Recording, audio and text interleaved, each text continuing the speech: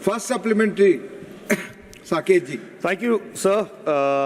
It's unfortunate that in the response to the question tabled on the floor, the ministry has declined to answer, saying that this matter is sub judice. So what I'm going to do is, I'm going to try and make it easier for the ministry to answer this question, remove anything that might be sub judice, even potentially. So this issue pertains to the Shompen and Nicobar Is tribes, which are affected by the Great Nicobar project.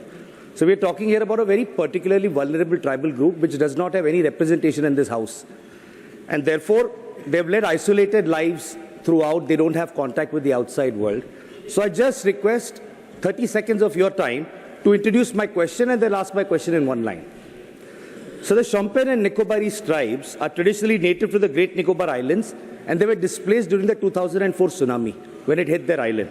So after they were temporarily resettled, and then they had requested that they be taken back to their native islands. That's been a long pending demand of these tribes.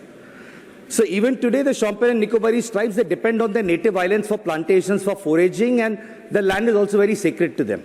So my specific question is, can the ministry confirm that, and this is not sub judice, can the ministry confirm that the Tribal Council of Great Nicobar has constantly opposed the denotification of the village of Chingen, Kokion, Pulo Pakka, Pulo Baha, and Ihangloi for the Great Nicobar project, and what has been the action taken by the ministry on the letter of the Tribal Council of Great Nicobar dated 22nd November 2022, withdrawing the NOC given to the Great Nicobar project because they claim the NOC was obtained after giving them false information. Thank you.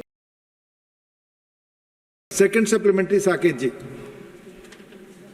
Thank you, sir. There's a bit of a contradiction here because, as I asked in my question, the Tribal Council has revoked the NOC. It doesn't matter. Based on what the Honourable Minister said, he said an empowered committee was appointed to examine this issue. So I have a question. So this ministry, as he said, included representatives of his ministry as well. Sir, as part of this committee's proceedings, a video report documenting the opposition and objection by the tribal communities to the Great Nicobar project was submitted by a very famous anthropologist called Dr. Vishwajit Pandya to the committee. So my question is in two parts. Part one, sir, will the minister please state whether Dr. Pandya's video report documenting the opposition of local tribes to the Great Nicobar project was taken on record by the empowered committee? If yes, and I want to request this, will the minister kindly provide a government assurance that the submissions received by the empowered committee, the detailed meetings of the committee meetings, and Dr. Pandya's video report will be tabled on the floor of the House? That's my first part, sir. My second part. So the House must know that there is only 229 members of the Shompen tribe existing in this world. That's how vulnerable they are.